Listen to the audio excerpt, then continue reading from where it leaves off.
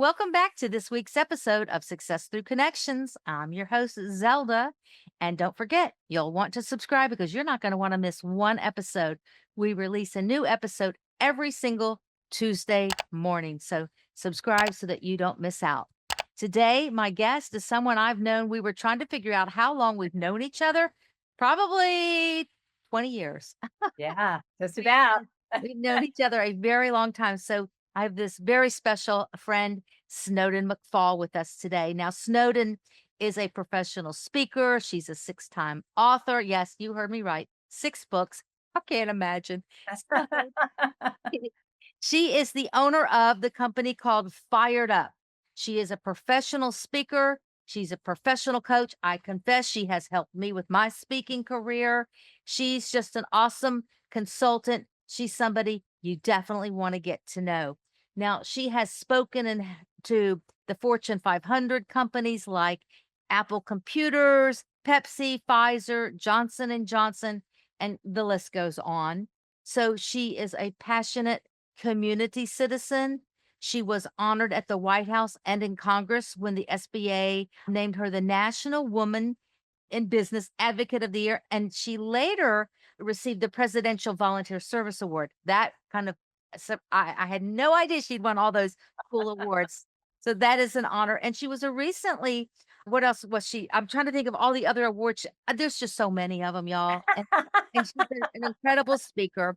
She's been on TV. Of course, she's been on CNN. She's been on Bloomberg and she's been in all kinds of media. The one that kind of got me and I went, "Oh, I've been there too," was Success Magazine, but Yeah. mine was so long ago. And recently in March of 2024, she was awarded the top public speaking coach of the year by the International Association of Top Professionals. That's an achievement for sure. So, we're going to talk. She has so much knowledge and experience in the subject. We're going to dive deep into stress and burnout. Such great subjects because I know as a business owner, we all go through our periods of being very stressed and burnout. And so we're going to dive into that. So, welcome, Snowden. Happy to be here, fired up. Fired up. We're getting fired up. That's right. So, I want to know is first of all, stress and there's burnout, two different things. Can you tell us the difference between the two? Yes, stress is usually associated with a short-term stressor, something from outside that impacts you. You might have a loved one who's sick, or there might be a job loss. It's usually a more short term. Burnout is prolonged stress over time that results in absolute exhaustion, lots of grumpiness, snappiness, not taking care of yourself, not really being able to function. And so, at any given point in time, 20 to 30% of the US population is on the verge of burnout. I totally believe that. So, are there some early warning signs that someone might be heading towards that burnout, and what can they do to avoid it? Well, one of them is if they don't do anything to take care of themselves. So they don't go see their doctor, they don't get their hair done, they don't do any exercise, they don't do anything for themselves. They're just going through the motions, going to work, taking care of their families, but not taking care of themselves. That's one that you wouldn't think of, but women are especially guilty of that one. And another one is being really irritable all the time and just having very little energy to do anything and feeling a sense of hopelessness, a sense of despair. Those are three. I can totally see that in people. It's like, and I see people that seem to be on that verge of, they're not necessarily grumpy, but there's something different. And you notice that there's something different about them and they don't have all that energy that they usually have. So those are signs. So many professionals, like you said, they're like, go. So they can't seem to slow down. So are there some strategies that you could recommend to people who are constantly on the go that they can slow down? I mean, it's one thing to go and get your hair done and get your, but what else can they do to avoid that burnout? So, I'm going to share with you something that I just learned just today from a neuroscientist. I'm fascinated by the field of neuroscience. And that is, particularly in the United States right now, most everybody, anybody who's seen the news or watches social media, is carrying national trauma in their body. Yeah. And so whether you've seen someone get hurt, whether you've seen immigrants get picked up by ICE, whether you've seen someone have violence done to them, all of that, your body absorbs it the same as if it happened to you. Your body cannot distinguish between others' stress and your stress. And so that means our bodies are in elevated trauma stage, which means our amygdala is activated, our immune system has plummeted, our cortisol, which is the stress hormone, has skyrocketed up.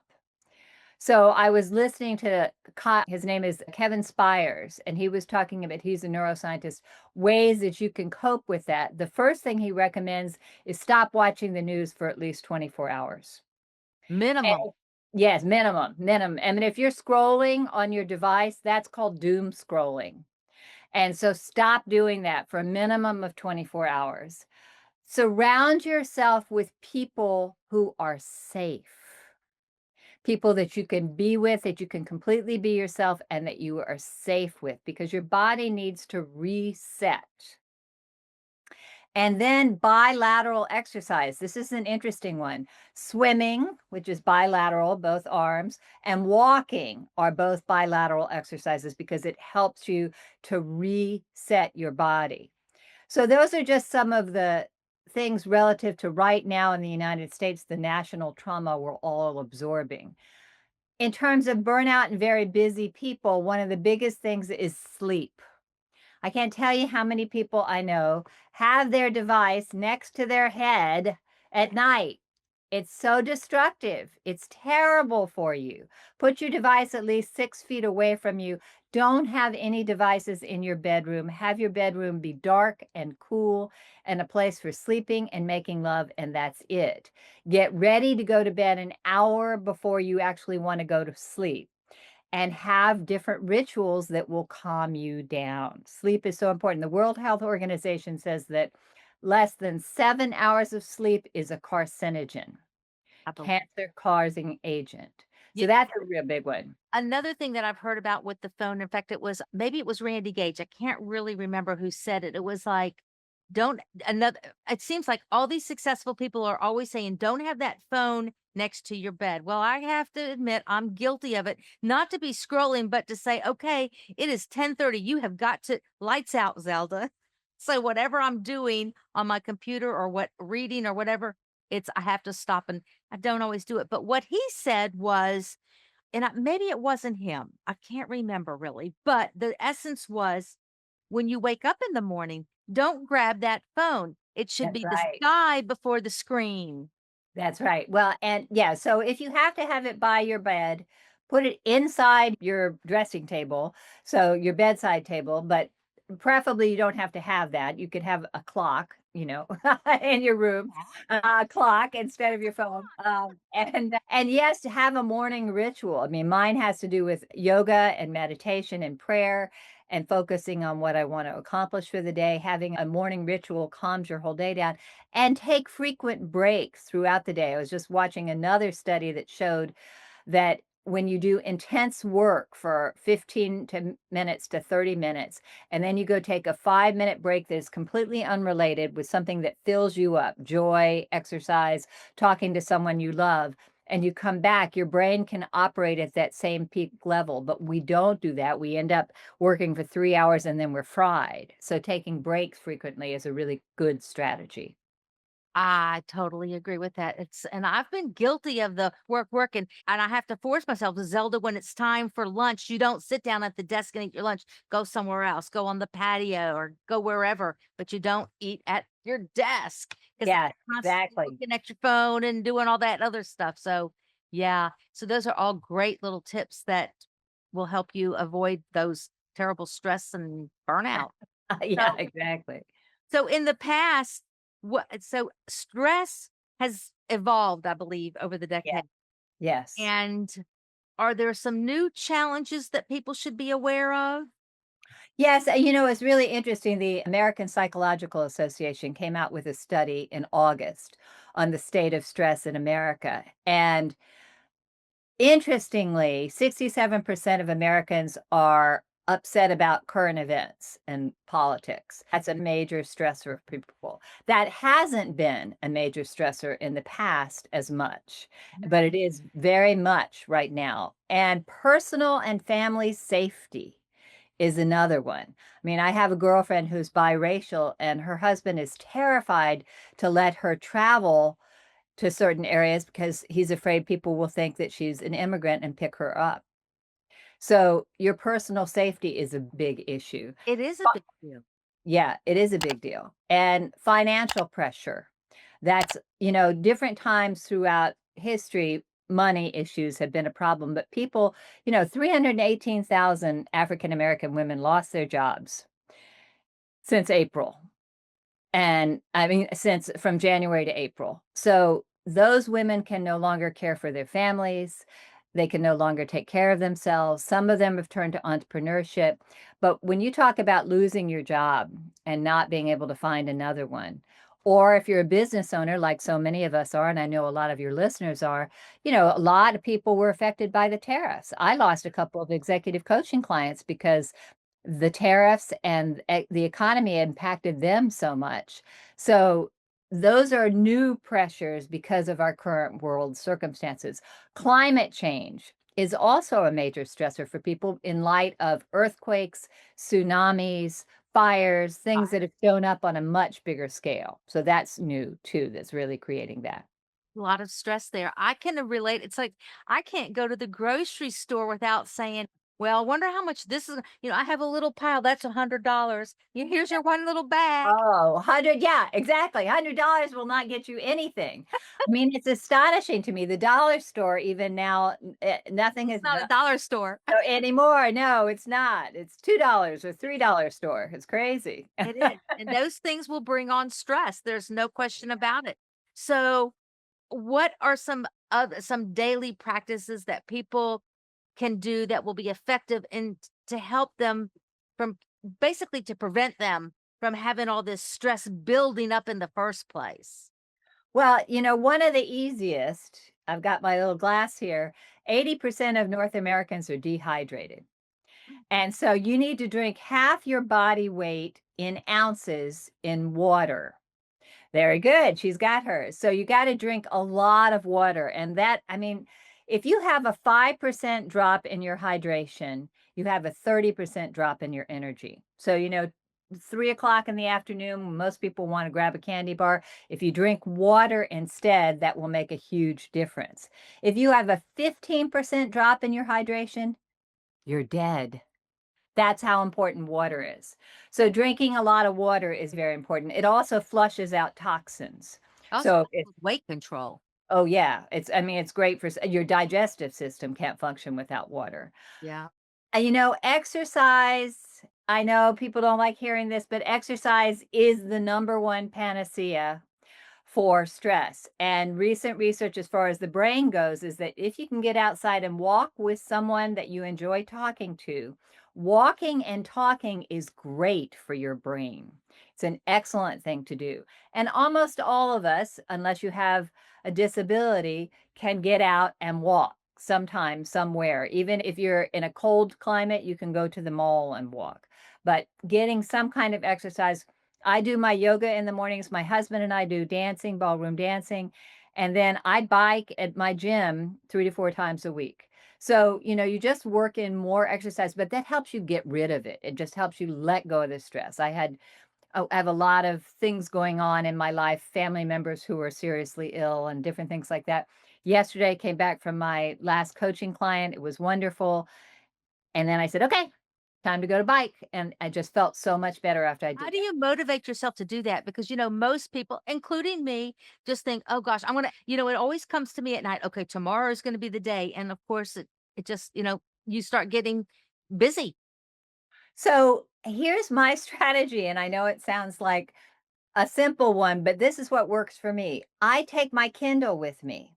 I love to read, and I don't take something stressful to read. I take something fun to read. I love to read novels. And so I take my Kindle with me and I plug in my headphones with my favorite playlist of music and I read 30 minutes, 45 minutes, and I feel great, and I've also Wait, you relaxed. can read and listen to music at the same time? Oh, yeah. Oh, sure. Well, hey, what do you think happens at Starbucks and Panera Bread? People are working all the time with music in the background, and I they're doing. don't even notice that. I don't go to those places, but yeah, I don't even notice. Yeah, I do. So I'm listening to music and I'm reading, and then by the time I'm done, I'm relaxed. My legs are a little shaky, but I've gotten a good aerobic workout for myself, and that's how I do it because it's a little reward for it. Yeah, that's awesome. That's okay. You just gotta build in a reward system. And the other thing is find a buddy. Having an exercise buddy makes so much difference. And if you can find a way to make it fun, I mean, when my husband and I go ballroom dancing, we're doing mostly salsa dancing and Latin dancing. That's a great workout. You do 2 hours of that, that's a great workout. And that's fun and we laugh. And yes, there are times we make fools of ourselves, but we laugh and we have a great time. So find something that's fun for you. That's the key to good Yeah, exercise. yeah, that's great advice. So, again, with this burnout and overcoming it, can you share a story of maybe of someone that you've worked with that made powerful changes and they basically were able to avoid or overcome their burnout? Oh, yeah, I have several. I had a coaching client who was completely fried. She was at the end of her rope. And what was primarily driving her stress was a horrible boss, which you will find in today's world is the number one reason that people leave their jobs is that their immediate manager is dysfunctional and destructive to them. And that's why people leave. So she had a horrible boss. He had come in from overseas and changed everything and was making her life hell, micromanaging her. And she was a highly competent C suite level leader, but she was getting just incredible oversight. And so she was super stressed out. So, what we did is we mapped out exactly what her exit strategy was. And let me tell you how it showed up in her body, this stress. This is how bad burnout can be. She got hives all over her body going to work. Oh, And so we mapped out her exit strategy, what she would ask for, when she would leave. We had that all planned out. And the same day that we mapped it out, she called and left a message on my phone. She said, very excited. She says, Newton, I'm so excited. I got fired today. But she was thrilled because she knew exactly what to negotiate for and she got everything that we had planned on in her exit strategy. So that was amazing. And it was also, and now she's in a much better job that's much lower pressure. She took 6 months off because of what she got as her package, her exit package. Didn't work at all for 6 months. And then now she's in a much less stressful job. And I have several stories I can tell you like that. I mean, people just getting burnout from where they are and they need to make a change. I'm working with somebody right now who's considering changing, leaving their business. It's a partnership and leaving their business to go take care of themselves. that is great. And that brings me right into the next question I wanted to ask you, which is so perfect timing.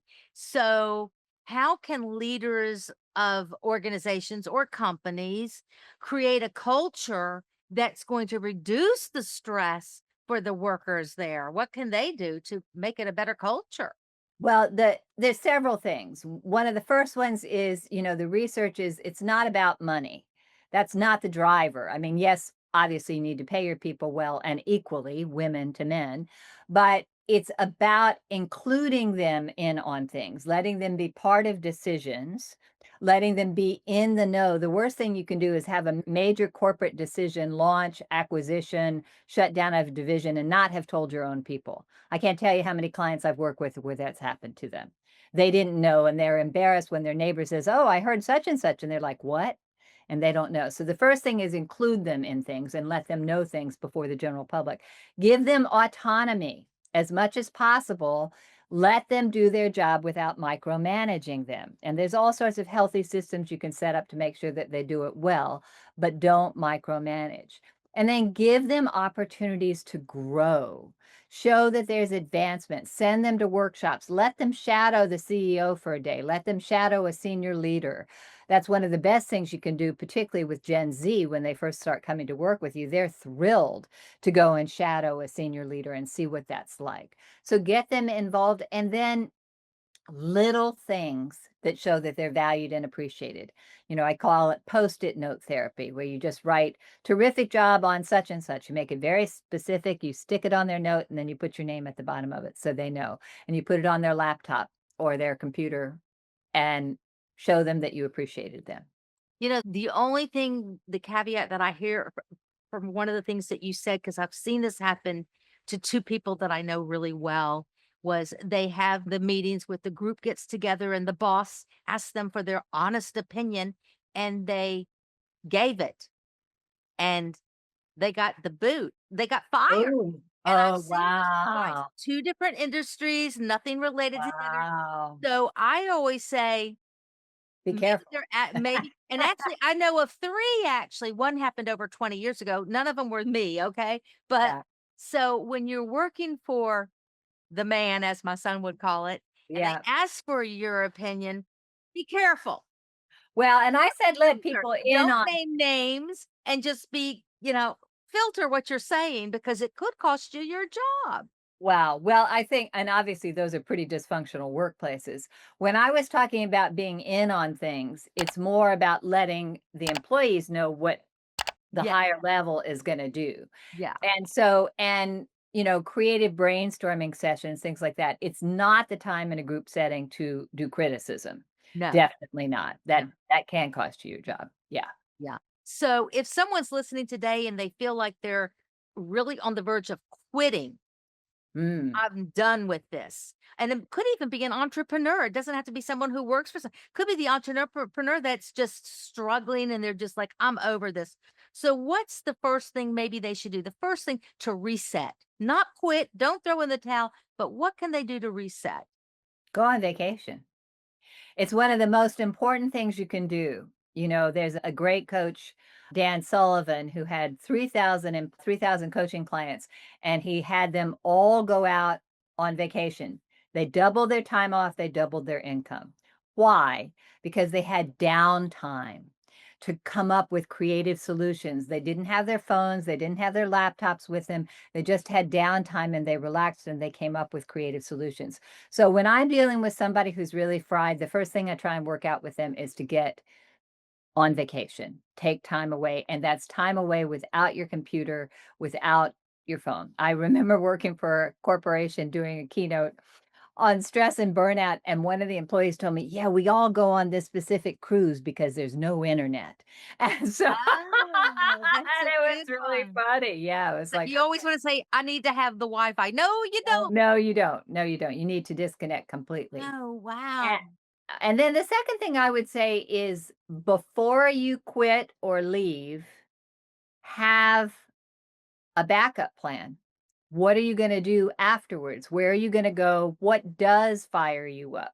What does bring you joy? What does satisfy you? And start looking at that and start examining where you want to be instead. Because if you leave before you have a backup plan, that might create even greater stress for you. Interesting. So you know that I'm all about connections. After all, we're called success through connections. Do you see a thread where building authentic relationships as part of the solution to avoiding burnout? And Absolutely. what would you Absolutely. see that process being? Well, I think that if you look at, again, back to the brain, I'm fascinated by this. I lost a loved one to dementia, and I'm dealing with another one right now. So, if you look at the brain, one of the major longevity factors is social relationships. Having communities of people that you connect with and having good friends, good people that you see socially. It's so critical. So, you and I met through networking with women business owners. And we both go to a lot of networking functions. I know because we see each other there, but so that's the first thing is network and network with people who have similar interests as you. And you can never know where that's going to lead because I built great friendships from that and developed wonderful relationships and also do things with the things that you love. So, for example, I mentioned ballroom dancing. Our best friends, my husband and I's best friends, we met through ballroom dancing probably 15 years ago, and we spend every other weekend, we take turns cooking at each other's house and we see each other. That came from social relationships. So social relationships are critical to surviving and thriving. And at work, if you have the opportunity to develop social relationships there too, that's a really important source too, because that's where most of us spend our time. That's some great advice. That's really good advice. I can relate to that on so many levels. So, in your own journey, you just answered the question, which was how have your connections helped you stay well balanced? So, you, Right. And it's much more than that because you look at what's happened to me in the last 6 months. I was very privileged because of part of my role as chair of Athena PowerLink governing body for Northeast Florida to honor Dr. Janetta Betch Cole as a global Athena Award winner. And we kept bumping into each other at various different events, and we started a friendship. And we began to see each other regularly and have lunch and talk about the books we were both working on. And she and I have now started a new business called Women Making Change. yes, And that came out of a relationship, and that Women Making Change, every week we profile in an article, we highlight a global female change maker to bring hope and inspiration in today's world. WMNmakingchange.com. I can't help but put a little plug in oh, there. good, good, good. Uh, Plug away. I mean, No, next week, we take shameless plugs. that's right. Well, next week we have Oprah Winfrey. Dr. Cole knows Oprah Winfrey. So, we've profiled some amazing women and we have many other amazing women coming up, but that's all because of relationships. And Yes. so, I mean, that's the power of connection.